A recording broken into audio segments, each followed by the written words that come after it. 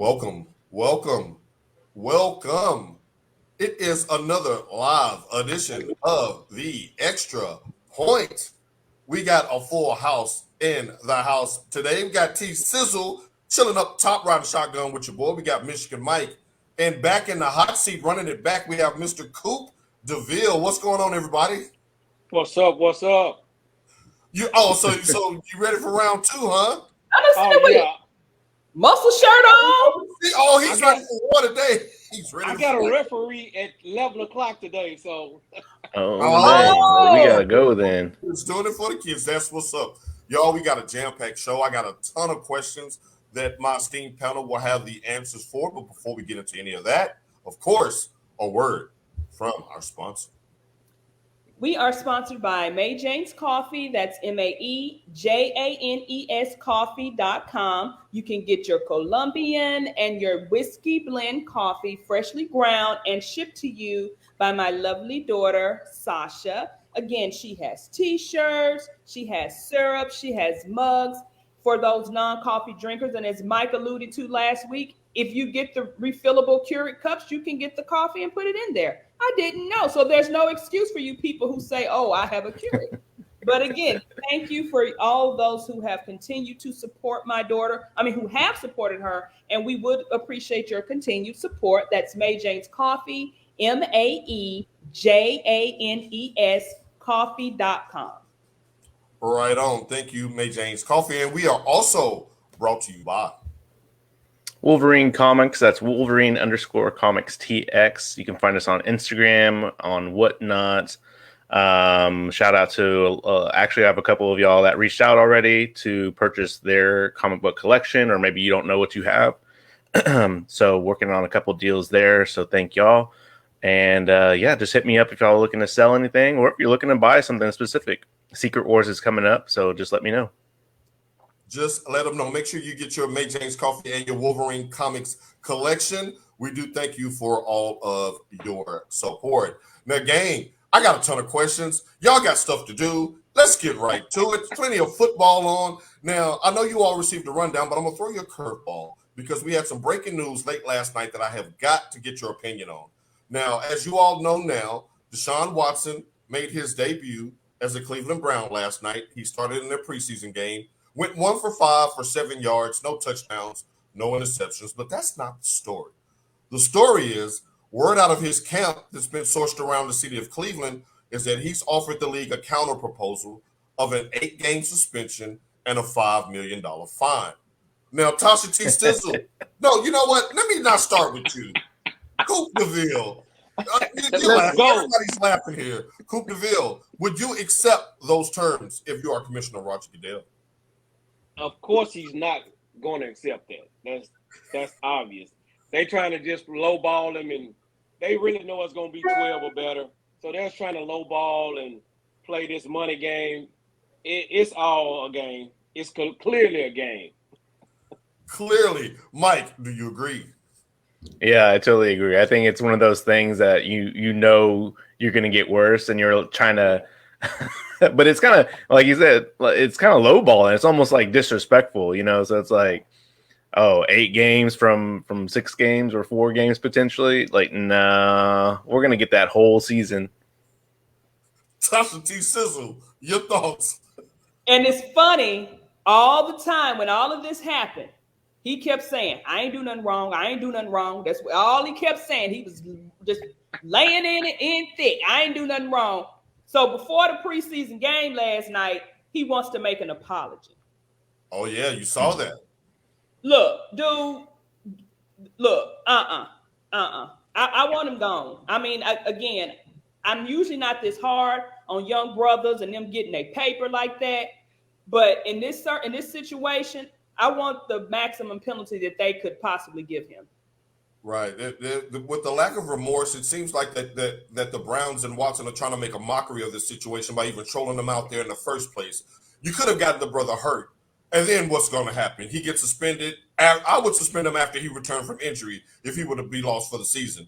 But the thing is, had he made this apology or show, it's all about the remorse. And not to bring up, the late, great Kobe Bryant. Kobe sat on the stage with his wife in tears showing remorse. So that way I was like, okay, yeah, I'm down with you, Kobe. I got it, Kobe. You want to do it now because you want to lessen your game suspension. You don't feel this way. Your PR people have finally started doing what they were supposed to do a long time ago. The first time you said, okay, now I ain't with this. But the second time when you get out there, and that's when you apologize the second time, show some sort of remorse about what you did. It's interesting that that it was leaked that originally the NFL offered him a 12-game suspension, and he said no because he knew that Judge Sue Robinson was going to give him a lighter sentence. Now he's like, is the commissioner in? Is he at lunch? Can I holler at a brother? I just thought that was interesting. To this date, he's only, I think, paid out about $350,000. That's it. Right. And when you think about settlements, that's always such a farce anyway, because the Goldmans are still waiting on their money from OJ from 30 years ago. Exactly. He paid them a penny. So but OJ ain't got it. We know this brother. He got $200 and some odd million. He got it. We'll see how this continues to develop. Of course, as developments arise, we will make sure that we discuss those. But I just wanted to get your thoughts on that. Now, moving on. Our countdown to kickoff continues. There was preseason games last night. Did anybody watch any of the preseason games? I'm sure you did, right? I definitely did, because I wanted to check out Mr. Trey that someone loves. Trey, baby. Were you impressed last night, Coop, with the 75-yard touchdown? He looked pretty nice. I got to give her a props. He looked pretty nice. But look at Coop playing nice this morning. Nice. It was the preseason playing against the JV White Creek team, so I don't count it. Well, at least you didn't say Pearl Cone, because Pearl Cone would have put up at least 30 against anybody in the preseason. But yeah, hey, that's a big man to come on here and to prop you up, Tasha. I respect that.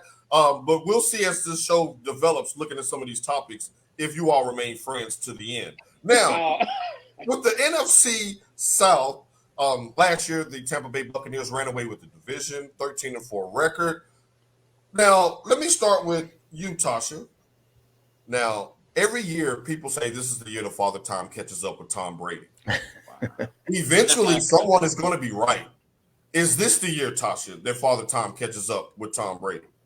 I don't necessarily think it's a case of Father Time catching up with Tom Brady, because you do see that he's still able to perform at, of course, an accelerated level, because he is Tom Brady. But I mean, it's going to come a time when because we 50. How, Wayne, because you're older than us, we 50. For real? Is that what you're going to do? Oh, okay. Well, she put government names. Yeah, Coop, you're like 65 or something, right? I mean, we're all 50-ish except for Mike. He's the youngster on the panel. But right. When I get out of the bed some mornings, and y'all know I'm active, I'm slow to go. They pumping Brady up with something to be able to get him to try. There's more than that damn avocado ice cream. It's more.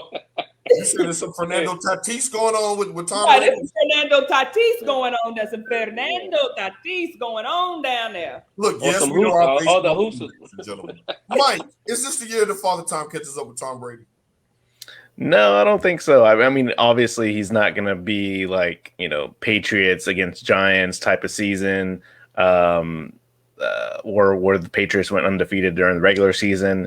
It's definitely not the same Brady. I think you can definitely see what makes Brady good or great is that he adjusts based on who he's playing with. And so I think he's doing those little adjustments. So now he doesn't have to sling it 3,000 yards. He's just like, okay, well, I'm going to throw for 150 and I'm not going to throw any interceptions and we're going to win the game. So I think him just adjusting it. Is Julio going to pull a Titans on him and say he needed his time off or he was injured or, His name is you know what to me. I don't want to talk about no damn Julio Jones. Now, Coop, you have a vested interest in the Buccaneers' success. Won't you tell the people why? I don't even know if his Father Time's going to catch up with him. His offensive line is atrocious this season. That's what they're worried about right now. Mm-hmm. The left tackle and the guard, they're all going to, it's like two rookies. They're in a bad situation up front. And that doesn't sit well for Tom Brady. He hates not having veterans around him. And his starting center is out. Yes. So that is going to be the biggest thing. Oh, he definitely slowed down last season because the difference was, like you said, Mike, he can't get that ball downfield anymore, and everyone knows it. They sit on routes now. That's why he only can throw for 150. And that's why he needed AB to be there last season to get the game breakers so he could get his yardage up. So no tight end, no Gronk. They're in flux right now, especially in the backfield. They're looking for a guy to catch the ball out of the backfield. That's how he gets his stats. He's never been a deep ball bomber. So right now, the Saints are right on their heels if they can get slow dude to act right. And that's James. No. Yeah. I'm just saying. You call him Thank slow? you, Wayne. Yeah, he's slow. Yeah, he's slow, definitely. Yes, watch him. He does weird stuff. Yeah, he's slow. Yeah. Check. I believe you. Mike, what is it? I got you. Yeah, his running technique is not at a top level. Let's just say that. Oh, I'm sorry. I thought you meant speed slow. Okay, I'm sorry. But yeah, that's the truth. That. Yeah. He's missing some things up top. Yeah. He's not all there. Yeah. Hey, I love his talent, but listen to some of his press conferences and how he just wanders and no, he's not all there. Yeah. But the Saints are right there if they can get Michael Thomas to play halfway decent. And also going back on that Julio doesn't have to be a playmaker for this team. See, he can be out 4 games and just show up 1 or 2 games for Tom Brady, and Tom Brady be like, yes. Right. They need him for the end of the season, right? Yeah, that's all. Yeah. Tasha said about Tampa Bay losing their center. We all know that the kryptonite for Tom Brady is pressure up the middle. If you want to go back and look at all the times where he struggled, teams were able to pressure him up the middle. Just ask the Denver Broncos with Von Miller and the company, the Michael Strahan defenses that knocked him off in 2 Super Bowls. They were able to get pressure up the middle. Now, me personally, I have the Saints winning the division. They went 9-8 last year with no Jameis Winston for half the season, no Michael Thomas for the whole season. Alvin Kamara missed 4 games. You add to the with those players coming back, you add to that Chris Olave, wide receiver out of Ohio State, picked 11th overall. You add a backup quarterback, a capable backup quarterback in the Red Rifle, Andy Dalton, and you still have Cameron Jordan in that defense that's very opportunistic. Is anybody else sold on the Saints actually winning this division outright? Tasha? Yeah, I did. I actually had them. You know, there's no more Sean Payton. And then we don't know the status of Alvin Kamara. We don't know because, you know, he was down there in Vegas knucking if he bucked. Right. Now, let me give you all an update on that because I'm glad you brought that up. I had to do some research on that this morning. Alvin Kamara's defense team has just pushed that trial back another 2 months. So at the earliest, it'll be October.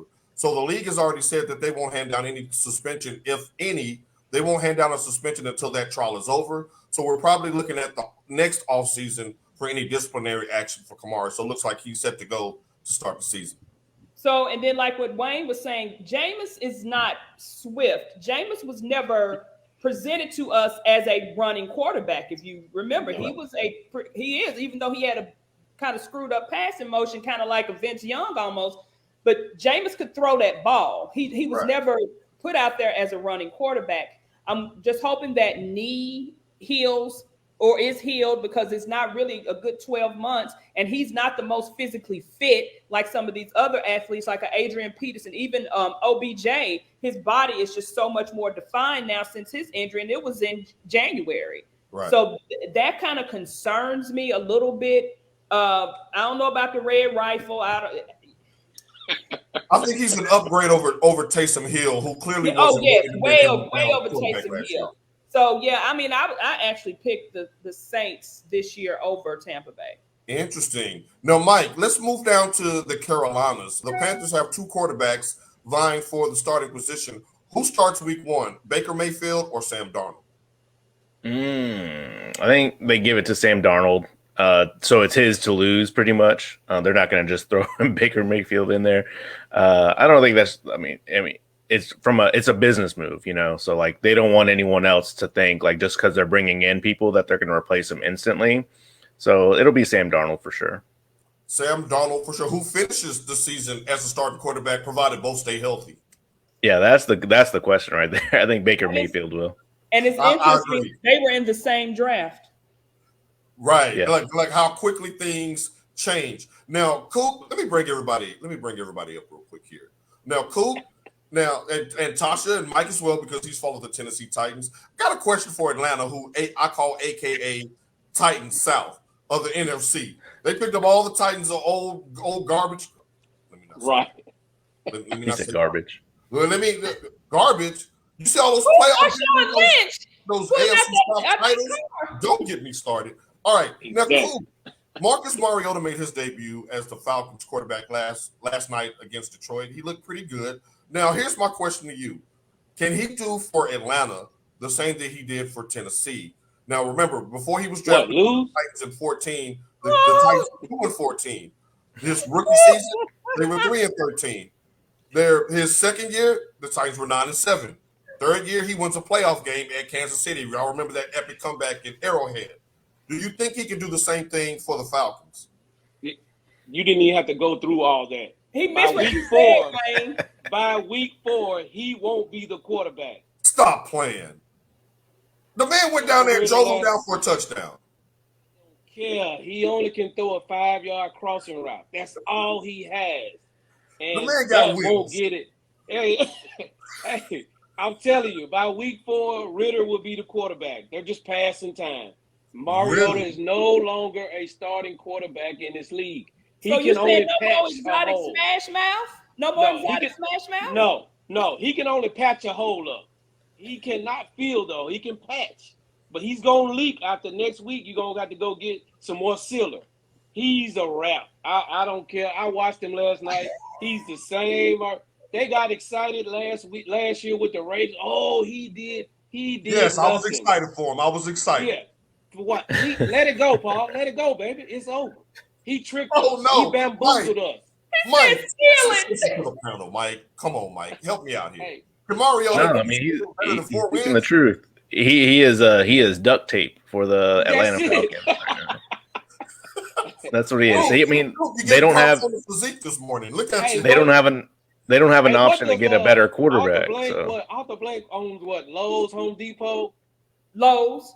Home Depot. That's what Mariota needs to be working at Home Depot. Y'all stop it. Nothing. Hold on. Yeah. Mike, you were saying, what were you saying? You said Mariota's the greatest. What was that? Whoa. No, I don't know what stream you're listening to. I never said that. Exactly.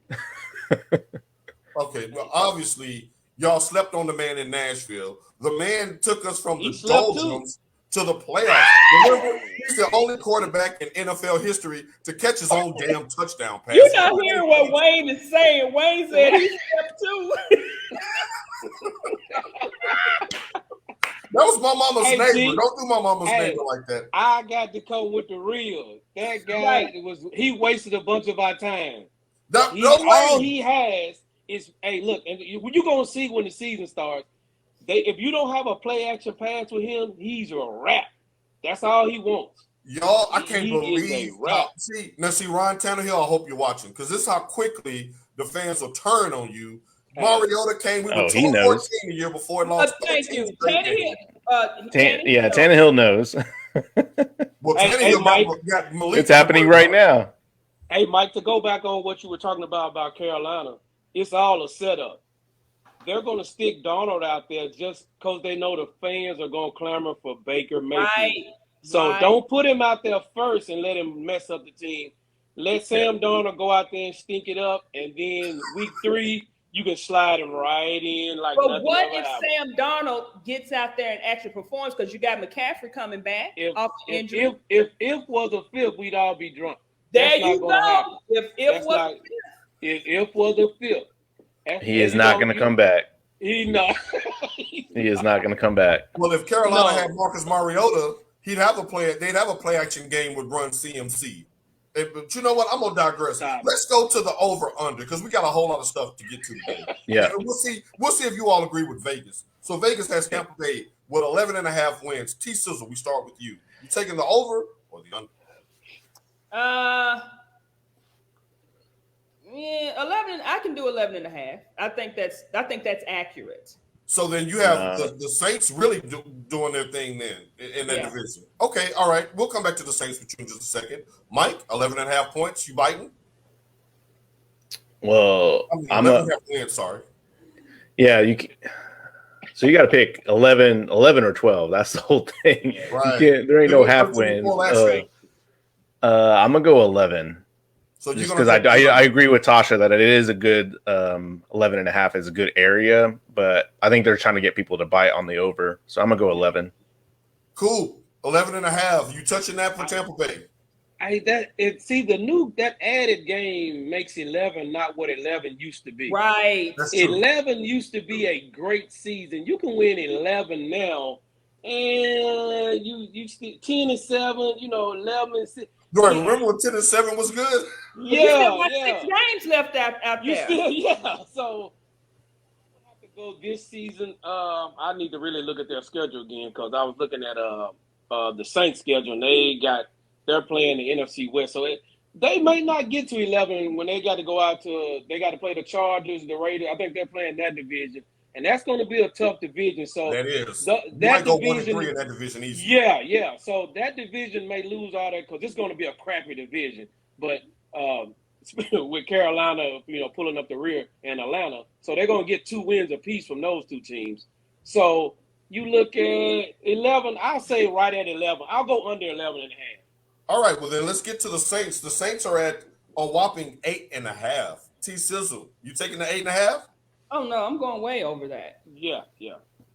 I think we're all in agreement going over 8.5 for the Saints. Yeah, they'll probably have 12. They'll. I think that they'll just now take the leading spot, and Bucks will get the wild card, just the same way as they did the Super Bowl run. But right. They'll rematch in the playoffs. Exactly. That's exactly how it went down. They won't get to 12. They have a tough schedule. They got the Rams.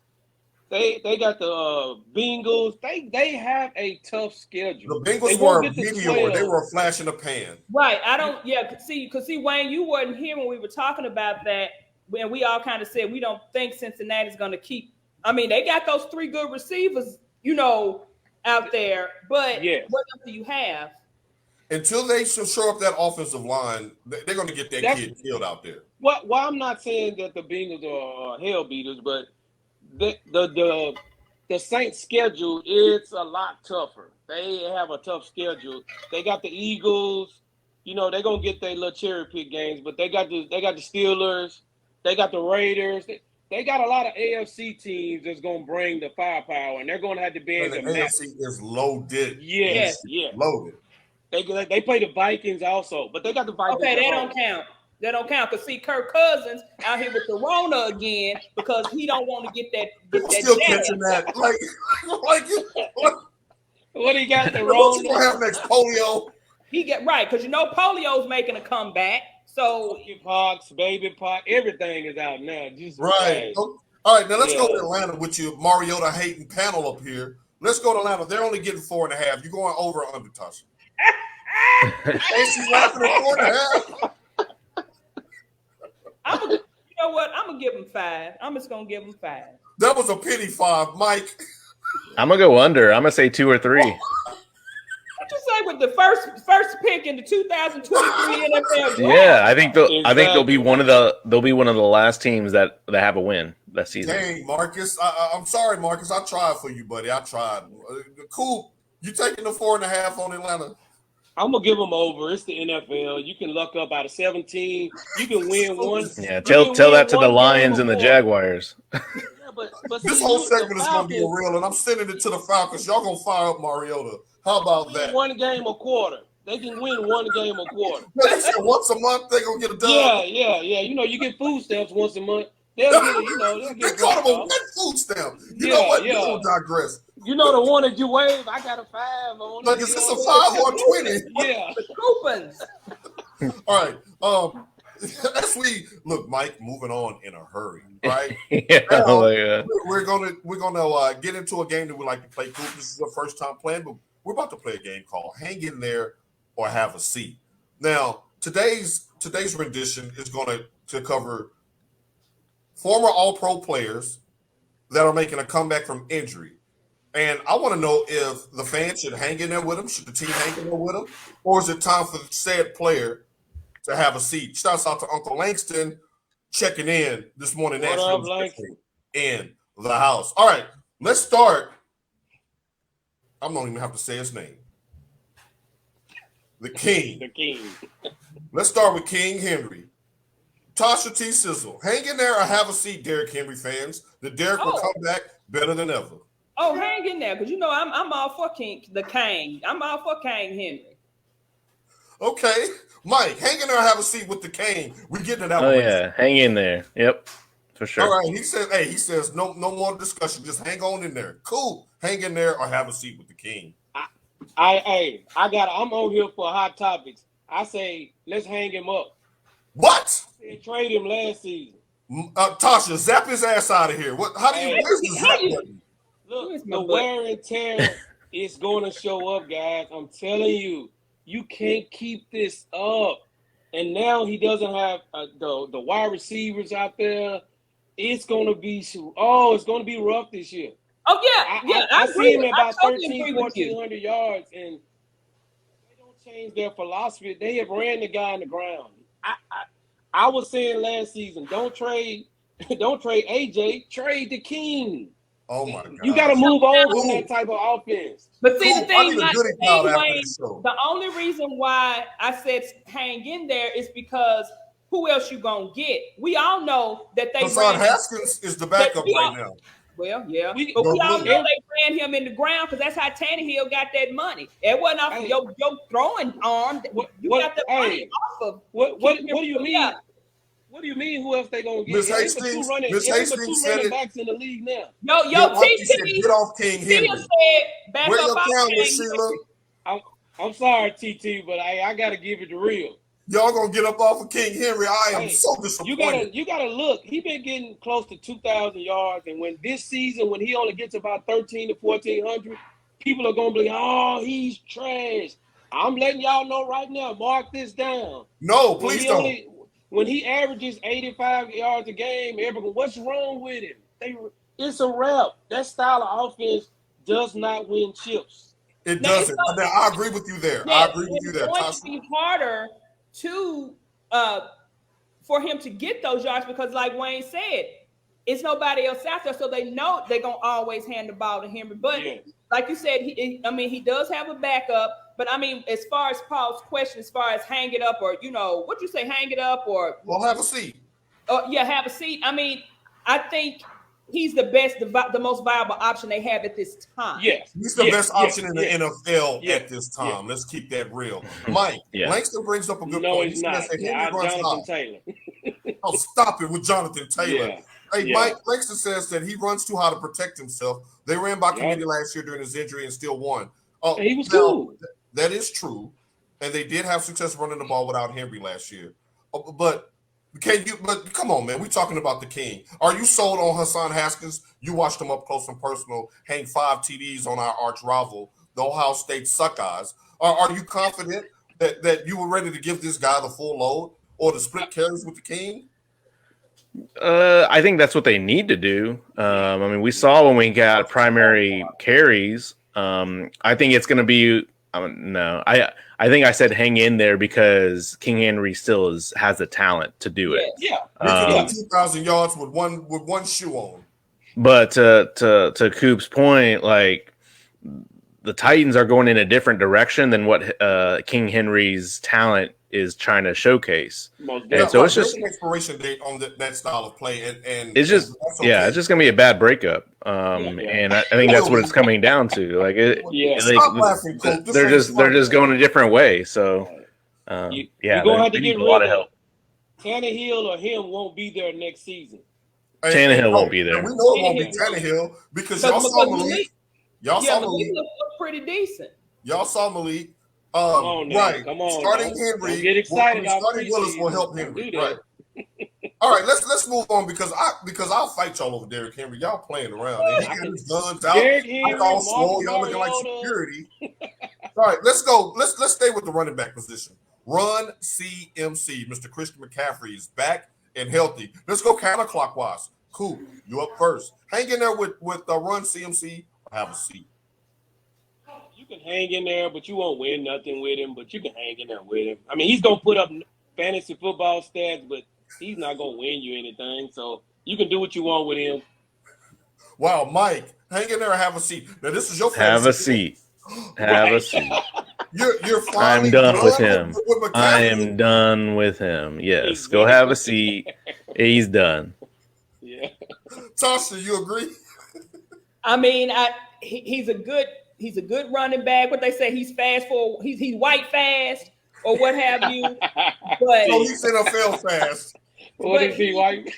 it's kind of like, Don't start that, Tasha. like Langston said, the injuries. Can he really stay on the field? Now, I mean, his father was a hell of a receiver in Denver. Just as good as his counterpart. Yeah. But it's like nowadays these guys, and one of my friends who played in the NFL, he told me, he said a lot of these guys are getting injured because they're too big. Did y'all see how big Christian McCaffrey, like he's putting on all that weight? He says the human body, even as an athlete, you're not made to have that much weight at certain positions. He's too heavy to be at, it's too much. I know he's trying to put the muscle on. It's too much weight on your joints and your tendons when you put on all this muscle. They have to put that muscle on because he's getting a beating every week. He does have a very high usage rate. I am surprised that Mike, of all people, have given up on Run CMC. He's run one too many fantasy seasons, you say? Yeah. I mean, last season I was like, okay, let me come back. I mean, but last season was kind of the deciding factor of like which route are we going to go. And so, I mean, he didn't do anything. So it's like, okay, well, bye. Damian Colter checking in said he's Samuel L. Jackson and Unbreakable. Stop Have playing. y'all seen that movie? That's a comic reference right there. That's a comic reference. When he fell down the steps in the subway. You silly. Look, as we digress, don't be surprised, ladies and gentlemen, when word comes out that Christian McCaffrey is the next Fernando Tatis. I think he's needle cheeks. I think he go in the stall and hit that needle, and that's why his body's starting to break down. That's how he got so big in the first place. He's another needle cheeks, and he will be exposed. Jalen Green said he'll be hurt by Halloween. That's being very generous, very generous. Next up, another muscular running back making his comeback. One Saquon Barkley. Mike, you go up first. You hanging in there with Saquon or have a seat? I think he's very similar as Christian McCaffrey. Like they're the same thing. So I'm gonna say have a seat. Like I haven't seen anything from him. Wow, Mike. Mike is being hard on the running backs this morning. Tasha, you agree? I agree with Mike. Like my little brother said, we both had green toothbrushes, and he said it's the same thing toothbrush. It's the same thing running back. Yeah. Oh, very, very well said. Cool. Are you making it a clean sweep? Are we? Hey, he gotta sit down. He need to sit down like that real bad. Like it's like this? Yeah, I was like, if the devil doesn't like it, he can sit on the tack. I mean, he's a Hall of Famer. He's a Hall of Famer, and when it comes to workouts, but when you get on the field, are as big as my body is around. Yeah. All right, since we're all in agreement there. Now, Langston brought this name up earlier, so I want to double back with this one because this ties back into the previous segment. Michael Thomas. The last time he played a full season, the man had 149 catches and 1,700 yards. My goodness, cool. You up first, hanging there with Michael Thomas or have a seat? I say hang in there because he has a gunslinger in Jameis Winston. Yes. Yeah. I'm Team Jameis. Y'all gonna quit calling that man slow. I mean, he was sucking on his fingers trying to pump up the team. I thought that was a bit odd, but I don't think he's W's. Go back and look at some of his interviews when he was talking about when he stood up in class on that desk. You got to look at him. He does. Yeah, his decision making is quite questionable. Yes. Okay. Hey, way to tease that, Mike. Do you agree? Michael Thomas, is he on your fantasy? Yeah, hang in there for sure. Yeah, I would definitely say so. T. Sizzle, you agree? Yeah. Now, y'all tread carefully on this last one because y'all already got me in a fighting mood. I'm sick of the truth that's coming out of this booth today. Y'all hurt my feelings. So let's go last but not least. One, Lamar Jackson. Okay. Sizzle, hang in there with Lamar Jackson or have a seat. Well, what I want Lamar to do is not play another down until they get him a contract. Oh, truth bombs being told. Truth bombs being told. But hey, his mama is his agent. Get it done. They want to give him the money. That's why I mean, it's okay that you want to keep that in house, but when you're dealing with a certain level of money and possibilities of the money that you could lose, I think you need to be talking to someone else. I mean, his mother's been doing a good job for now, but at this point in his career with his injuries, and you see these people are big time in her. Right. They need to enlist maybe just a little bit of help. I know they want to keep all the money in. They need to get a little help with this because if I'm him there, I like the way he's doing. He's still going to camp. He's going to practice. But week 1, I'm gonna be over there with a ball cap and a clipboard. So do you think on the field wise, you think that he'll get back to his MVP form? Of course, that's Lamar. I love it. Mike, do you agree? Yes, I agree with everything Tasha said. I think he definitely needs to play hardball a little bit from his agent side. I think he deserves a lot more. I mean, he's the one that's been holding that franchise up afloat since their last Super Bowl, 2000, 2001 right. or whatever. Right. So I definitely think he deserves the money. I think he'll hang in there for sure. Cool. You still got love for Lamar Jackson? I got to go back on T. He will never get back to that form of that MVP season.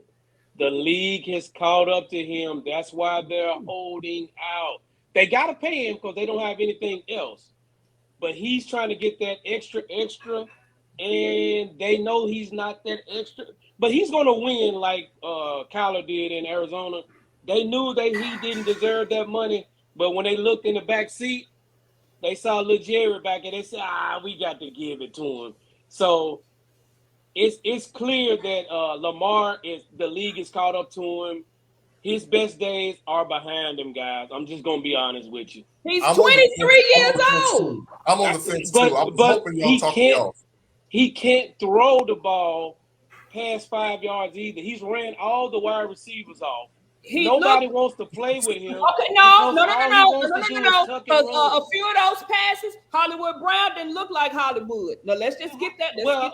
I mean, if you throw 10 in the dirt and you finally throw me a good one, I'm not supposed to catch that. You threw the other 10 in the dirt. You got wide receivers out there who gonna catch anything that's thrown to them. Anything that gets to me, he skips everything. It don't matter. If he's the skipper. You got receivers who gonna catch that ball. Now, he out there playing Lamar. He out there playing flying about. Mike, jump in. I think the main thing is for Lamar to adjust the way he plays. And right now he's rolling outside of the pocket, and he's one of the worst accuracy quarterbacks when rolling outside the pocket, but that's all he does. So you either I think you got to build up that offensive line so that he can trust to be in the pocket. But if he stays in that pocket for the next 5 years, he'll be a great quarterback. But right now, if he keeps rolling out, he's not going to do well. Hey, when the Titans exposed him 3 years ago, and if we wouldn't have choked it away that next year, but we'll go back to that. They really exposed him in that rematch the next year too. You can bottle him up so easy, and he's not elevating his game to me. He has the arm, but his accuracy is horrible, and that's why they're holding out because they're like, we shouldn't have to pay you $55 million a year, and your stats are only going to decline. It's nowhere for him to go. They declined the last 3 years. To your point. Yeah, he's maxed out, guys. And how injured was he? Remember we had the boo-boo game when he was talking about, no, I didn't go to boo-boo. I mean, the boy, he really ain't been. Took a dump, came back and had a game-winning touchdown drive. I mean, he's slow too. He's slow too. He had a couple of IAP classes too. He's slow too. He's like Jameis. Yeah. You said he was in Miss Williams ISS. Yeah, all day. He didn't go one time. Classes on the second floor. No, Langston is going to get us out of this segment because I like what he said. It's their offense. It's Greg Roman that dictates how far that he throws. They run a 2 tight end now, 3 tight end set. If you watch that preseason game, they just drafted a rookie that they're going to deploy as well. Wait, They run stand a 3 up tight for end your, offense built for short your passes. schoolmate, not your schoolmate, but your alma mater, Langston. Shouts out, Langston. That is a great point. They played that. Hey, they play that offense because they know he can't throw outside the hash. No, which came first, the chicken or the egg, Mike? Did they tailor it because he can't throw, or is that something that they did and he just had to stick with the offense? No, I think the offensive coordinator definitely needs to be switched out or go back to the spread. He has more success with the spread offense, like you looked at it in Louisville. So we got to go back to what works. If that's your quarterback. Yeah, you got to go back to what works because at the end of the day, it's all about winning games. Baby Vince Young. Baby Vince Young. Good stuff. Now, this is a segment I've been waiting for all week. Producer Mike, fire up the engine. Oh, here we go. The college football. Yes, here we go. I've been waiting on this all week. The college football coaches preseason poll is finally out, which means that football is literally right around the corner. I don't listen to Rivals.com. I don't listen to 24/7. When the USA Today preseason poll comes out, that's when you get my attention. Mike hit me up the other day and said, "What do you think about the poll?" I was driving, so I didn't get a chance to see it. I got home, looked at it, and I was astonished. And I got questions, damn it, and I need some answers. I got questions. Tasha, well, first of all, let's give a rundown to the people listening on Spotify and Apple Music, the top 10, because you can't see Mike's screen. At number 1, Alabama. At number 2, Ohio State. Number 3, Georgia. Number 4, Clemson. Number 5, those Catholics from the Midwest. You know what? We'll be respectful. We'll call them Notre Dame. Number 6, the University of Michigan. Number 7, the Aggies of Texas A&M. 8, Utah. 9, Oklahoma. And 10, Baylor. Now, wait a minute. We already getting to it. We're going to get to that question, Langston. We're going to get to that question about Notre Dame. Expose. I like that word. Expose. I want to start with you, Tasha, because a few weeks ago, you kind of wore me and Mike out about this whole Michigan 8 Alabama deal. All right. So you have no problem with Alabama being ranked number 1 over a Georgia team that smoked them in the national championship game? No. And what did I send you? When you sent me that, it says, how in the bleep are Clemson and Notre Dame ranked? How we rank below Clemson and Notre Dame? Now we're going to get to that, but I'm talking about Alabama. Now back to your point. I agree with that because what did I tell you guys? Alabama is really one of those teams. You lose one, you just put one in. You just lose one, put one in. Yeah. Lose one, put one in. That's why Alabama is going to remain the top team. Now, I do think Georgia should be ahead of Ohio. No. I think Michigan should be ahead of Ohio, but I digress. No. But what? Alabama, I mean, I'm in total agreement with Alabama being where they are placed. Okay. All right. Well, then let's go to you, Mike. Where do you want to start? No. Let's go to you. I guess. Cool. Notre Dame is ranked ahead of Michigan. Now, they finished both with 2 losses. Michigan had one more game, their championship game. So they finished 12-2. Notre Dame 11-2. Why are they ranked number 5? And why are they ranked ahead of Michigan? Do you agree with that? No. It's all on projections of the schedule. Notre Dame only has 2 games this year. Ohio State, which we're going to lose, and we play Clemson at home, and we play USC for the finale. So when you look at, they go by what they project the end of the season will be, and they figure we're going to be 10-2, and everybody else is going to lose the last week, and we're going to be in the top 4. We're not that good. We have a freshman quarterback, and we shouldn't be in the top 10. We're a 14-point underdog on the first night at Ohio State. So how can we be ranked 5th? They just don't have anybody else to put in the top 25.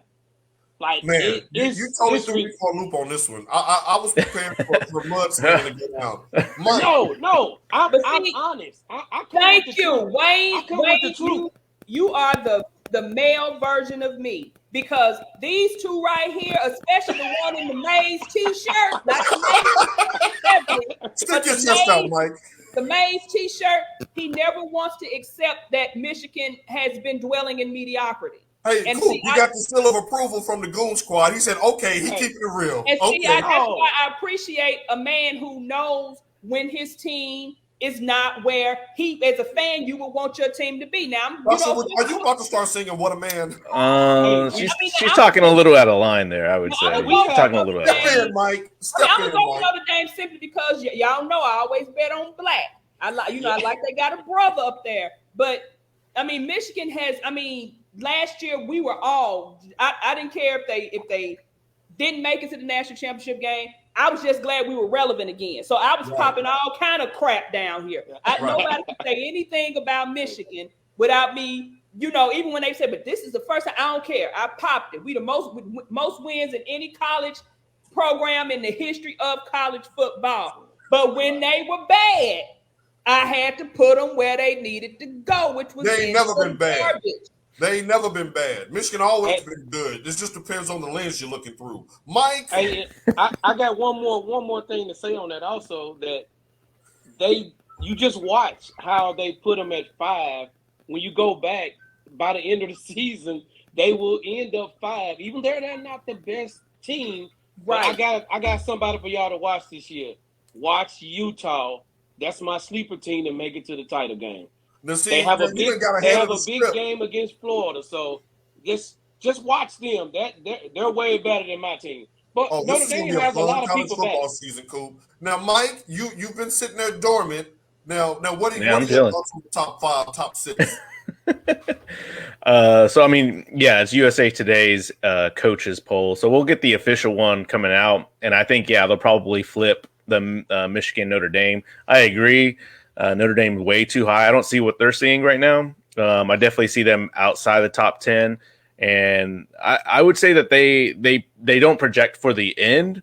They put these people in these teams in spots that they can either go up or down from. And so the crazy thing is, let's say Notre Dame has a great season, they would easily be in the Final Four. Like, even if they lose one, they'll easily be in the Final Four. So I think it's not right, and they've been doing that for the last so many years, the last 10 years, and they get into the playoffs and then end up getting demolished. And so I think this is the reason why. Like, until they get into an actual conference and have a conference game, you can't put them that high. Let's put them at 10. If they go undefeated, then they deserve a spot. But until then you got to put them outside.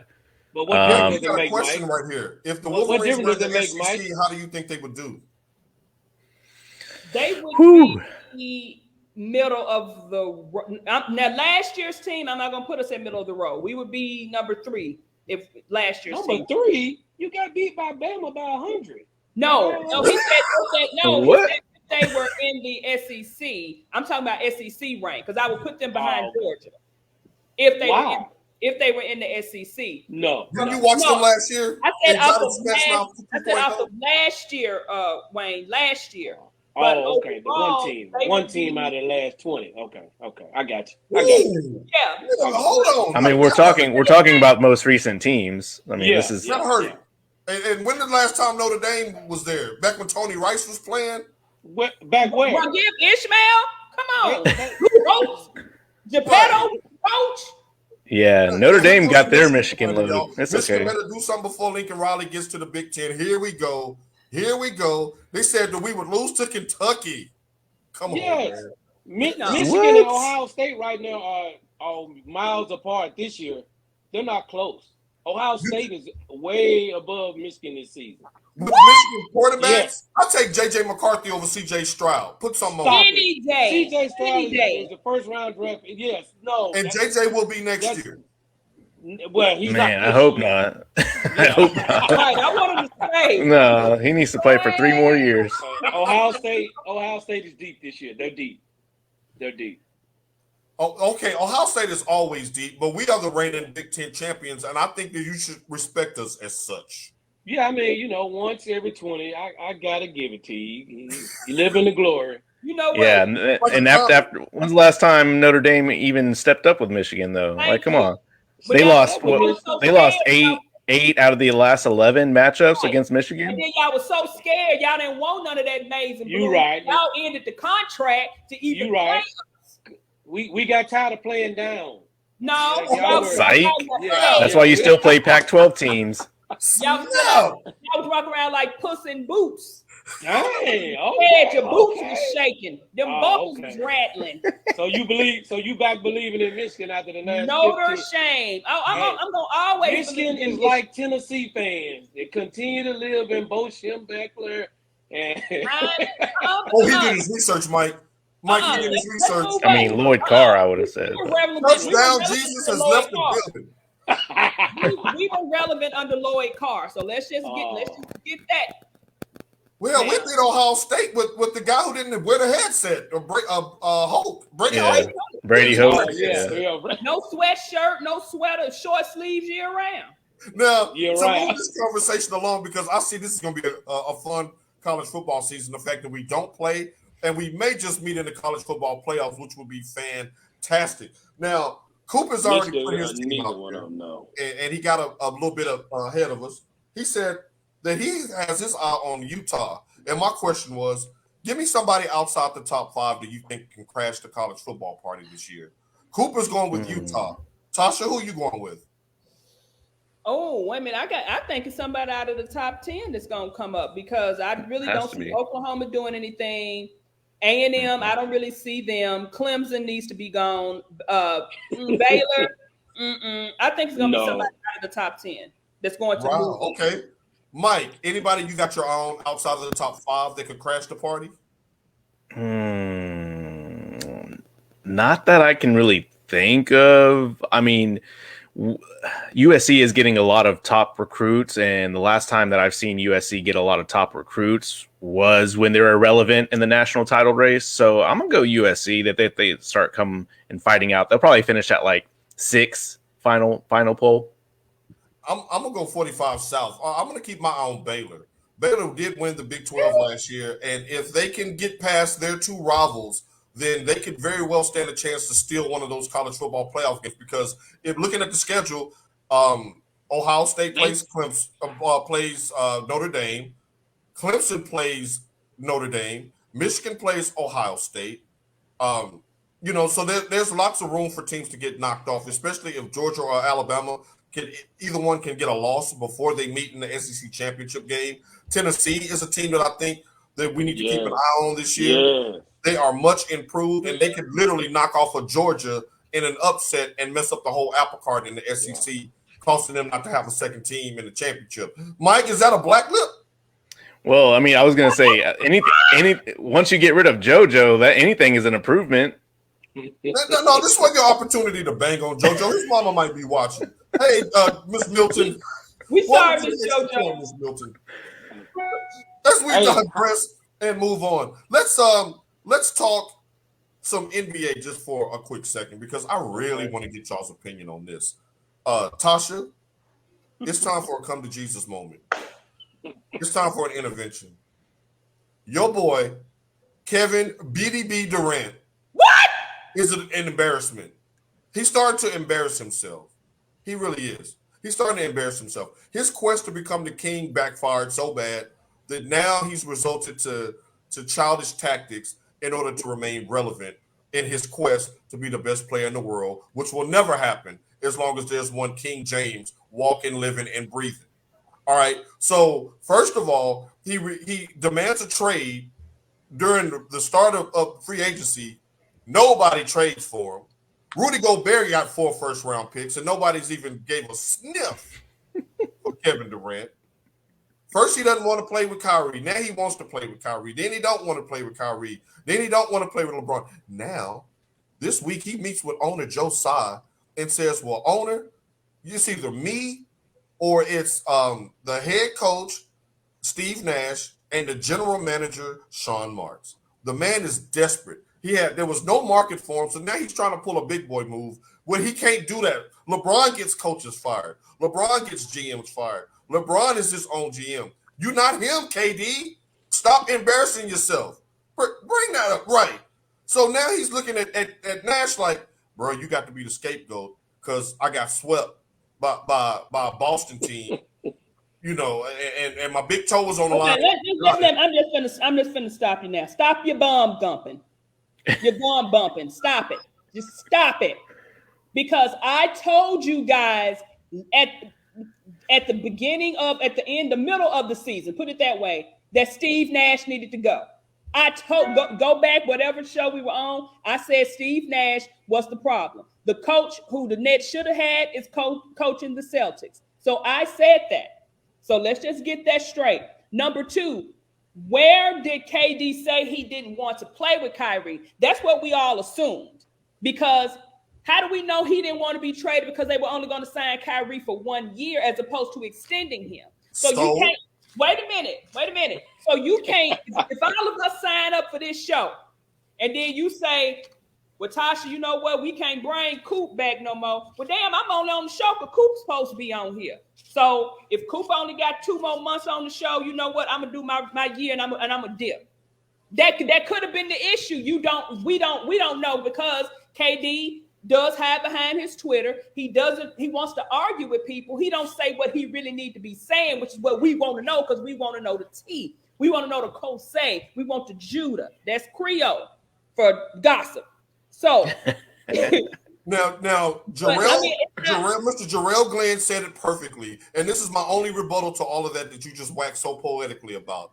KD signed off on Steve Nash because they said they didn't need a damn coach. Again, and he signed off on Steve Nash. Again, sometimes you get things, and when you see it's not working out, but like Kane granddaddy did, son, you got to go. They tried it with Kane. They brought Kane, let him live there. Son, you got to go. Sometimes when you see that it's not working, you got to change pieces.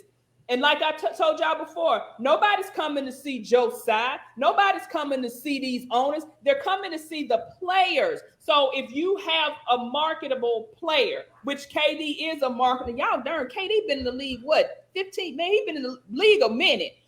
With two back riding, jock riding titles. The lies, because you don't get an MVP riding nobody's coattails. You don't get the MVP riding coattails. Steve Nash won 2 MVPs. What does that mean? Hey, mama. But Steve, no, MVP of the finals. You don't get MVP of the finals riding someone's coattails. Steve Nash ain't been to nobody's. On a 73-win team. On a team that went 73 and 9. It don't matter. He went on a team that was winning and he took over and won the MVP. What does that tell you? He was the greatest player on that team. It don't matter if he was dream chasing. If I got the opportunity to Gary Payton and Karl Malone my way to get a ring, and that's something that has always eluded me, I'm gonna do it too. He tried to bully the king, the real king. He tried to stack the deck. Man, and he ain't the king. Jordan is the king. The king was still on the throne. Jordan is the king. So let's just take the crown. No, Jordan ain't the king. He's Air Jordan. Let's not even start that. Take it off your head. One king. You started it. You put the damn crown on. Mike, if you're Joe Tsai, if you're owner Joe Tsai, are you firing your GM and your coach to appease KD? Absolutely not. No, we don't have players or employees demanding changes in head leadership or anything like that. Front office, no. The brand's bigger than one player. And I mean, if it is one player demanding these things, it's gonna be better than KD. So I'm gonna go. I'm gonna laugh and say, okay, let's see where we can get you out here, because this is not a good fit for you. Right now, he may not be a good fit, but cool. If you're the owner and KD comes into your office and says, "Hey, I know I wanted Steve Nash to coach, but if you want me back, you got to fire him and the general manager because he didn't re-sign my friend." This is a business. What are your thoughts on that? Well, first of all, he waited too late to say this. He should have spoke up a year ago. Now he sees Kyrie needs to be reined in, and nobody can. Nash cannot rein Kyrie in, and neither can he. So now he's stuck. The draft picks that people wanted for him, he waited too late. Right. It's nobody. You can't match contracts in June. It's too late. So now he has to save face by going back and saying, well, just get rid of Nash and the G. Because what difference does that make? Who are you going to get to coach the team? There are no more players available. Everybody's already signed max contracts. So he asked for a trade too late. He should have done this when they lost to Boston. Thank you. He waited too late, and now he looks stupid. Because He they're does. gonna get smashed in the East. Yeah. And also, Paul, he didn't coattail when you're the best player on that team. Stop that. That was coattails, Coop. How? He averaged 30. That was coattails. When you Okay, coattail ride. Draymond Green is coattail rider. How easy is it to average 30 when you got 4 Hall of Famers in your starting 5? Draymond Green is the Everybody coattail else rider. ain't doing it. Right. Draymond Green built that.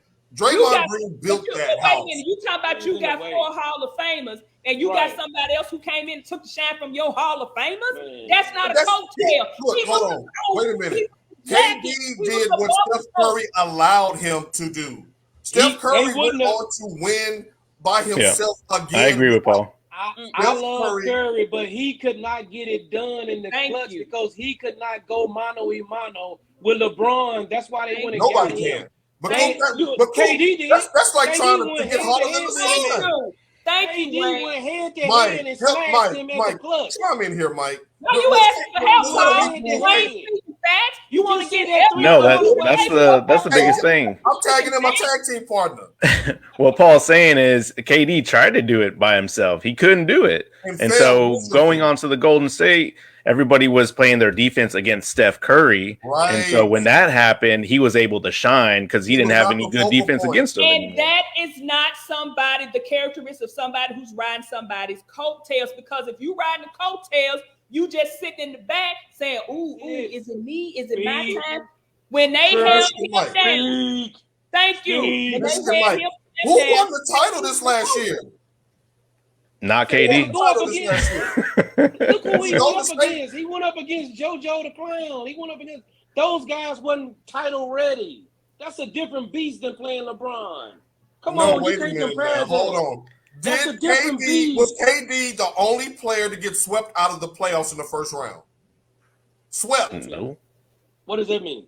Yeah, what does that mean? Steph Curry beat the team and swept KD. You had a fat James Harden who didn't give a damn. Oh, no. We're not doing that. The Boston Celtics swept KD. Right. Golden State beat Boston. Golden State was better. That was a coattail ride. That's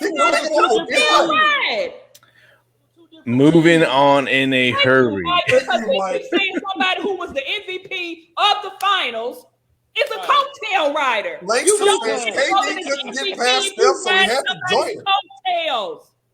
Langston broke the tie. Langston's a special guest. It's not about getting past Steph. He surpassed Steph on his own damn team. You mean before or after Steph came back from 3-1 against him? They went and got KD. They begged him. Speaking of retirement, we're gonna get to that, Mike. But I just want to leave them with this. Was it not Steph when he came back from 3-1 that was doing all of this in OKC in Game 6? Was that Steph? Was that KD who went 9 for 30? But was it not KD who went on Steph's team and took over his ish and won the MVP? I'm on the finish line. Steph said, I'm going to let you have them too, because then you going off to Brooklyn and lose and try to get your coach fired while I go get another Finals MVP. Steph had to pass the baton because he couldn't cross the line against LeBron like that. Well, the thing is, anybody's arms are too short to box with God. So none of y'all can compare with the king. I'm just saying his quest to be the king is making him look silly. All right, now it's time for T Sizzle's Top 5. And we have a special thank you, Mike. We have a special version now. One great Serena Williams, Mrs. Tennis Ball, or tennis balls, depending on what outfit she's wearing. Wow, okay. I mean, I'm just okay, Deshaun Watson. Mom says she needs some Mayjane's coffee for this. We fired up early.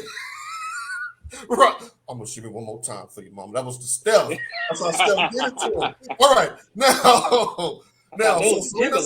Serena's calling it a career. Now, my question is to Tasha T. Sizzle: does she make Tasha's all-time list of the 5 greatest female athletes of all time? Tasha, the floor is yours. Of course she does. And the top 3, I have no problem because I read them off. When I read that, I said, oh, Jackie Joyner Kersee, Simone Biles, Serena. Those are three. This way it gets a little dicey. I had to really think about it. Somebody who always caught my attention, and this is a long shot, is Bonnie Blair. Y'all think about it. Bonnie Blair won 5 gold medals. She was in 4 Olympic Games. That woman was the definition of speed skating in the Winter Olympics in the 90s and early 2000s. Then I also have another Olympic, Shelly Ann Fraser-Price. Mm-hmm. She sent your girl the weed smoker packing. That ain't my girl. What's her name? I don't even. What's her name? Shikari. Oh, Shikari. She said Shikari packing.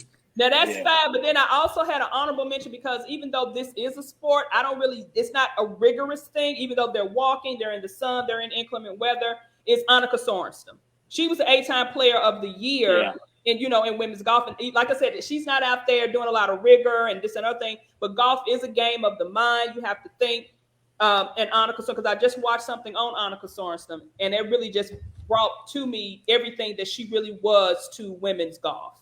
I knew you was gonna bring it on this one because you really do follow women's athletics, and you've done that since I've known you for 3 decades. So I knew you would bring that list. Mike, is there anybody on the list that you have that maybe she didn't? Yeah, there was, just thinking about it, like you first think about 5 and then that 5 turns into 10 and then you start thinking about Olympics and you're like, wait, I'm being biased because all these people are USA. Let me think outside USA. And man, they can get deep. But I agreed on Serena Williams and Simone Biles. I also have Lisa Leslie on there. I have Ronda Rousey. Yes. Ronda Rousey. She ain't gonna never make my. I mean, I have a longer list. It has Lisa Leslie, Cheryl Swoops, Diana Taurasi. I have a lot of WNBA players on my list. I have Mia Hamm, and then I have 2 honorable mentions, which is Jenny Finch, which was a softball pitcher that changed the game forever for softball. Right. That's why we're not in the Olympics anymore. But anyways, and then I have Misty May and Carrie Walsh because they dominated beach volleyball. So I got to give them that shout out. See, that's what you get here at the extra point. You know what I'm saying? We're going to go beyond the surface and give you the real deal. Coop, is there anybody left out? First of all, can we consider Serena in the top 10 athletes all time? Yes. Yeah, I was just thinking on that. Like, yeah, I did. Male or female? Yeah. Oh, so you saying she's genderless? Like you can put her up there against anybody? I think you can. In my book, I think you can put her because the things she did and the things she had to fight through on a day in, day out basis in the tennis world, because now all that stuff is kind of coming to the top. Now we're seeing like there's a lot of moving parts going on in tennis that we don't really understand or know about, and it's really pressing a lot of these younger players now. I also like Cheryl Miller. Yes. Yes. I wish there was a WNBA when she came out of USC. Yes. She would have been the 15-time league MVP. Right, she would have been. That was yes.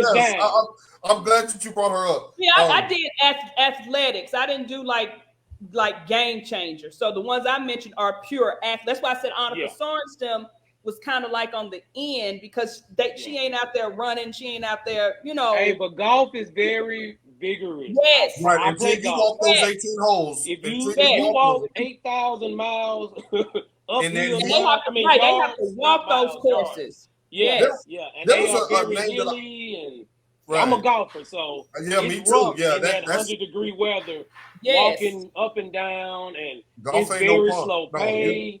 It's 6 hours out on that course. It's vigorous. When you get home, you did a round of golf. Yes. You tapped out.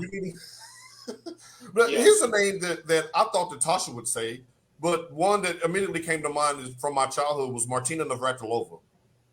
Oh, okay. Oh, I mean, I couldn't. Now, if you would have said top 5 tennis, First of all, Serena Fräulein Forehand was my favorite all-time tennis player. Her and Chris Everett used to have those classic matches on NBC. So it would have been Steffi Graf. It would have been Serena. It would have been Martina Navratilova. It would have been Chris Everett. I mean, those would have been if you would have said tennis players, those would have, even I don't like Maria Sharapova. Because she was getting a jab in the butt in the bathroom too. Because she jab in the butt. Can we count China? the wrestler, may she rest in peace? No. No. What is it with you and wrestling, Mike? You don't like wrestling? Why are we counting Rousey anyway? It's scripted. Right. I don't like Ronda Rousey's a wrestler? Ronda Rousey got knocked Yeah, out. but it's more real. It's not Wow. scripted. Yeah.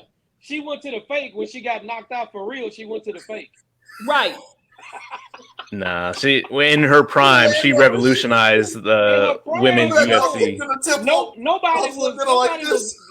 Nobody was in MMA when she started. Then when they got real, she said, "Whoa, okay, I'm not really doing this." They ran out to the WWE. She fought that cyborg. Out of there. She fought the cyborg with all the marketing coming through. No, she did explode the women's division in MMA. There wouldn't have been no division. Nobody was doing it then. Go back and look, y'all.